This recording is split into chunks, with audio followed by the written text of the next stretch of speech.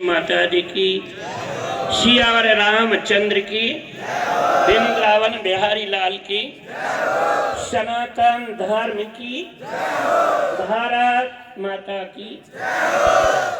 आदरणीय हाथ खड़े करो, सही किलो के में उपस्थित सभी सम्मानीय आदरणीय छात्र छात्राएं, ये बड़े हर्ष की बात है कि हम आप सभी ऐसे पवित्र स्थान पर बैठे हैं जैसे एक मिट्टी से, इसको कुम्हार कहते हैं, वो मूर्ति बनाता है और मूर्ति की पूजा शुरू हो जाती है। ऐसे ही इस स्थान पर हम आप सबको, बच्चों को वो शिक्षा दी जाती है कि जो भारत देश है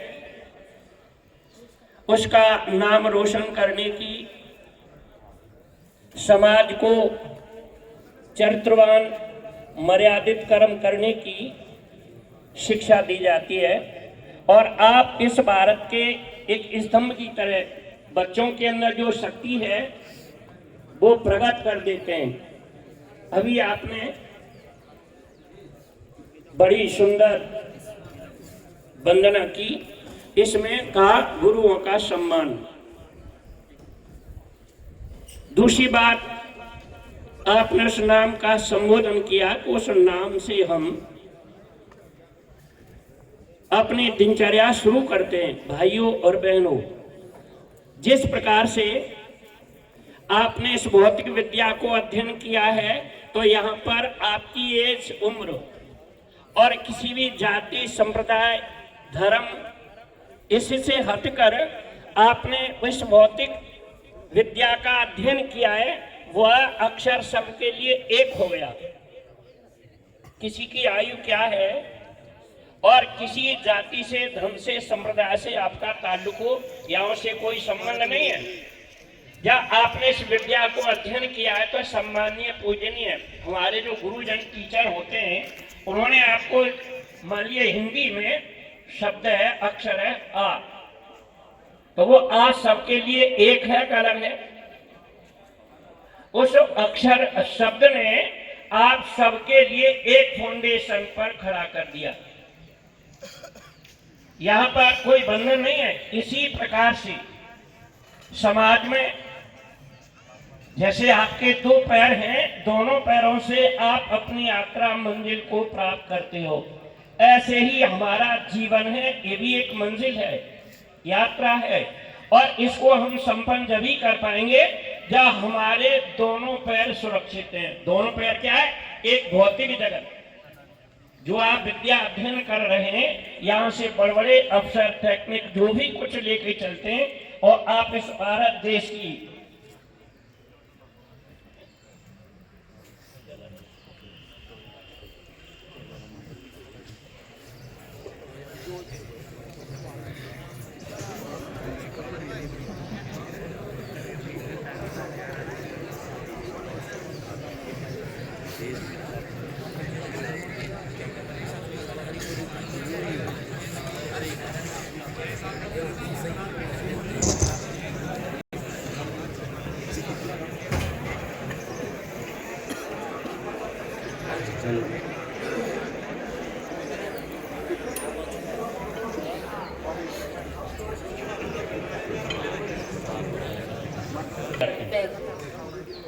एक पैर है ये, और एक पैर क्या है? जो हम ध्यान करते हैं, जो हमारे शरीर को संचालन करने वाली शक्ति है। तो जैसे भौतिक विद्या भी हमें गुरुओं से प्राप्त होती है, जो हिंदी के टीचर होते हैं हिंदी में पारंगत करते हैं, इंग्लिश के होते हैं वो हमें इंग्लिश में पारंगत कर देते हैं। ऐसे ही एक आध्यात्म जगत है जिसको आप ईश्वर कहते हो, और जब ईश्वर का मनुष्य को ज्ञान होता है तो वह भी समाज के लिए, राष्ट्र के लिए, देश के लिए एक ही होते हैं। भेदभाव खत्म करके हम एक स्थान पर खड़े होते हैं तो उसका ज्ञान भी होना जरूरी होता है। अभी आपने नाम कहा, नाम क्या है? देखिए, आप किसी भी मंत्र का उच्चारण करते हैं तो आप सबसे पहले एक शब्द आता ओम। ओम क्या है? क्या ओम यही है जो कागज पर पेंटिंग किया गया है? ओम यही है? ओम जो है क्या है? जिसको कहते हैं ओम नाम। भारतवासियों, यह ओम यही है तो ओम व्यापक नहीं है। मेरी बात समझे? यह ओम यही है तो ओम व्यापक नहीं है। और ओम व्यापक है तो ये जो पॉइंट आपने कागजों पर, स्लेट पर, प्लेट पर लिखा है, ओम ये नहीं है। फिर ओम क्या है? ऐसे ही वह ओम एक शक्ति है जो समय के महापुरुष सदगुरु होते हैं उनके द्वारा जानकर, तो सदगुरु जो होते हैं वो कैंची का काम नहीं करते, वो सुई धागे का काम करते हैं। जैसे भौतिक जगत में गुरु होते हैं, वह किसी भेदभाव नहीं करते हुए ऐसे अक्षर का ज्ञान देते हैं, वह समाज के लिए अक्षर एक होता है। इसी प्रकार से नाम क्या है? मैं नाम ओम के ऊपर चंद मिनट अपने विचार रखूंगा। तो मैं ये कोशिश कर रहा हूं समझाने की कि ओम जो है यदि व्यापक है तो जो पॉइंट हाथ से लिखा गया है, पॉइंट है, वह ओम नहीं है। और ओम व्यापक है तो ये नहीं है, और यही है तो आपको समझना पड़ेगा कि ओम व्यापक नहीं है। फिर ओम क्या है? आप सारे विद्वान छात्र छात्रा हो, अब उसके लिए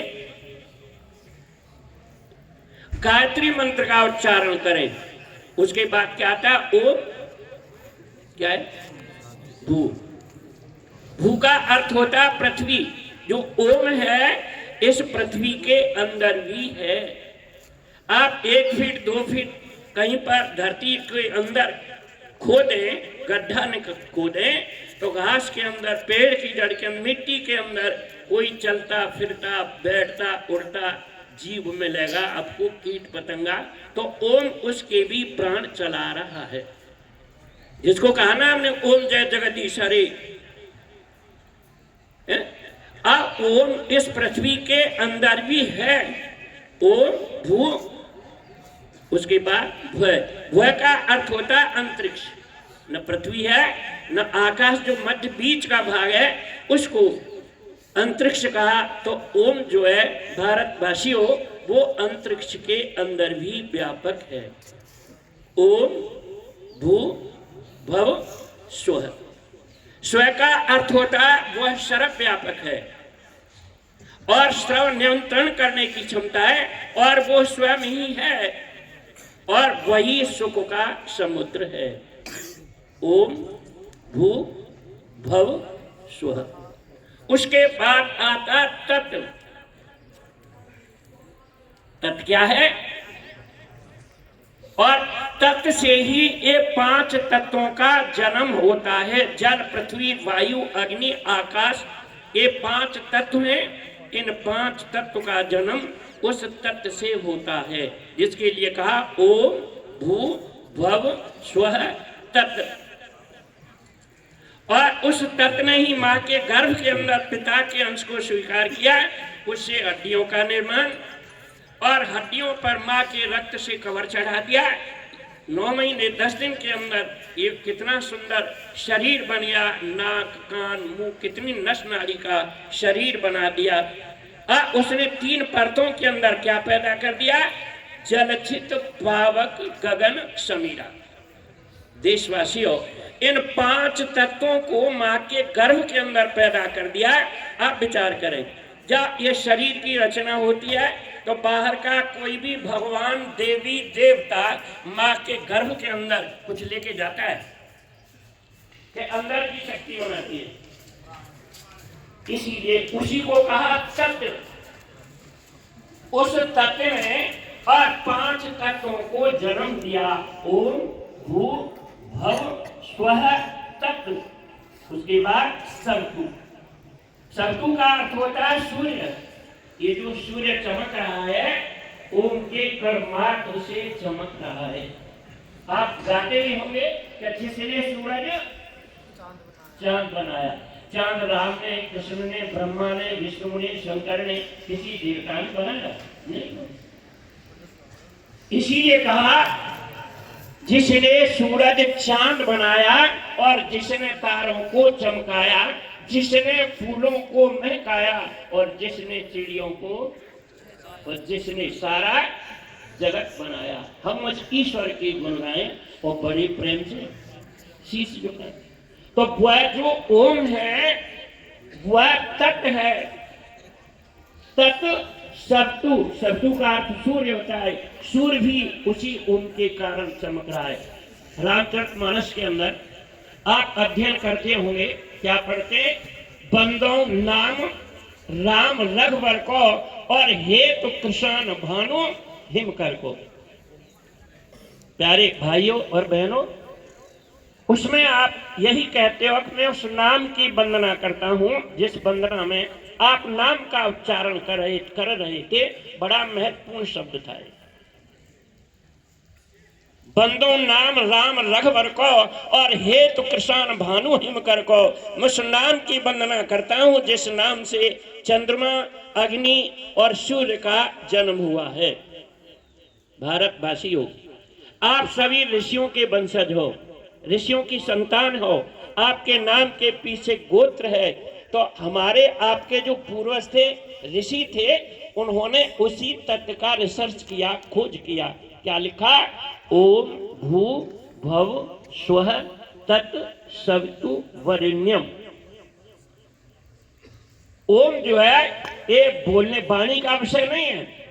आप बड़े विद्वान, बड़े आचार्य ओम को मुंह से बोलते हैं, क्या ये बोलने का विषय है? अवर्णीय है, वाणी का विषय नहीं है, अवर्णीय है। अवर्णीय का अर्थ होता है वर्ण करने योग्य है। जैसे बेटी की शादी होती है, एक पक्ष से बेटा होता है, एक पक्ष से बेटी होती है, और लड़की उस लड़के का वर्ण करती है। वर्ण का आशय होता है शरणागत हो जाना, समर्पित हो जाना, आधीन हो जाना, परतंत्र हो जाना, उसके अधिकार में चले जाना। अब विचार कीजिए, आप जिसके अधीन होंगे तो वो क्या है? तो हमारे ऋषियों ने कहा भर्गु। आप छात्र हैं, गुरुजन है, सब पढ़ते हैं। संस्कृत का अर्थ भर्गु का अर्थ होता है तेज। तो ओम क्या है? ओम एक प्रकाश है। किसी ने उसको नूर कहा, किसी ने चांदना, किसी ने लाइट, किसी ने भर्गु, किसी ने उजाला, किसी ने ज्योति, कुछ भी। इसीलिए ओम जो है एक प्रकाश है और उसी प्रकाश का स्वरूप क्या है? ब्रह्म है। ब्रह्म का स्वरूप प्रकाश है। जैसे आपका नाम और आपका फेस एक ही बात है। आपका चेहरा और आपका नाम उच्चारण होगा, आप खड़े हो जाएंगे। इसी प्रकार से ओम नाम क्या है? अब बताया ओम भू भव स्वः तत् सवितु वरेण्यम भर्गु। वह एक प्रकाश है। और समय के महापुरुष सद्गुरु की शरण में जाकर उस तत्व को, उस प्रकाश को अपने जीवन में देखा जाता है, ध्यान किया जाता है, अनुभव किया जाता है, तभी आप उसका ध्यान कर सकते हो। और वो है कहाँ? धीमहि धियो न है। ये माने जो उसको देख कर ध्यान करता है उसके जीवन में लाभदायक यानी लाभदायक है, परिचय मिलता है। इसी प्रकार से कहा ओम जय जगदीश हरे और भक्त जनों के संकट क्षण में दूर करे। और ये भी निर्धारित कर दिया तुम कहाँ और कौन क्या हो। तो बताया तुम पूर्ण परमात्मा, तुम अंतर्यामी और पार ब्रह्म परमेश्वर क्या है? तुम सबके। अब ये भी निर्धारित कर दिया तुम कहाँ हो, कैसे हो। विद्वान बंधु हो तो कहा तुम हो एक, कैसे? अगोचर। अगोचर किसे कहते हैं? अगोचर का अर्थ होता नहीं गोइंद्रिया गोचर आंख। उस ओम को आप इन आंखों से नहीं देख सकते, तुम तो हाथ से ही लिखते हो ना। अब बताइए, जो प्राण और है कहां? सबके प्राणपति देशवासियों विद्वान बंधु, जब वो ओम प्राण के अंदर है, प्राण का पति है, तो क्या उसको जीव से उच्चारण कर रहे हो? उसका ध्यान होता है? अब लाभ कब मिलेगा? तो ये भी कह दिया कि जो ध्यावे फल पावे, दुख बिन से मन का, और सुख संपत्ति कर आवे, कष्ट मिटे तन का। इस पवित्र स्थल पर जब हमको पता लगा को वहां पर एक प्रोग्राम है, तो हम राजस्थान में थे, कोटा। तो क्या इस स्थान को और आप सभी लोगों को हम याद कर सकते थे? नहीं। क्यों? हम मानते थे कि हमको जींद में जाना है, उस स्थान पर प्रोग्राम इस तारीख का, ये टाइम का है, तो हम मान रहे थे आप सभी को और इस पवित्र स्थान को। आप विचार कीजिए, अब इस स्थान को हम मानते हैं कि जानते हैं? क्यों जी बच्चे हो? अब हम इस पवित्र स्थान को आप लोगों को जानते हैं कि मानते हैं? ये जी जानते हैं। ये जी अब हम जानते हैं और पहले मानते थे। तो हमारा मानना कहां चला गया? मानना जानने में परिवर्तन हो गया। हम जिसको मानते थे, मानते आ रहे थे, पूछते पूछते, अब हम जानते हैं। इस स्थान को, इस जगह को आप लोगों को अब याद कर सकते हैं और इसका ध्यान भी कर सकते हैं। एक बात और सुन लीजिए, ध्यान किसको किया जाता है? जिसको हम जानते हैं। याद किसको किया जाता है? जिसको जानते हैं। जिसको देखा है उसे हम जानते हैं, और जानते हैं तो हम उसका ध्यान भी कर सकते हैं, उसको याद भी कर सकते हैं। इसी प्रकार से अपने जीवन में इस प्राण के पति को, जो प्राण को चला रहा है, नाम क्या है? प्राण का पति। जैसे एक बेटी एक पुत्र के अधिकार में चली जाती है, वो होता है पत्नी और वो होता है पति। ऐसे ही ये जो ऑक्सीजन है, हवा है, ये क्या है? ये किसी का प्राण नहीं है। जब ये नाम के अधिकार में, नाम क्या है? वो नाम आपके शरीर के अंदर है। इसको सत्य नाम कहते हैं, पाक नाम कहते हैं, पावन नाम कहते हैं, ओम नाम कहते हैं, लेकिन कहते ही जानते तो नहीं हो। अब नाम क्या कर रहा है? नाम के दो अक्षर मिल गए तो क्या बन गया? एक शब्द। तो गुरु नानक ने इसको शब्द कह दिया। शब्द ही धरती, शब्द आकाश और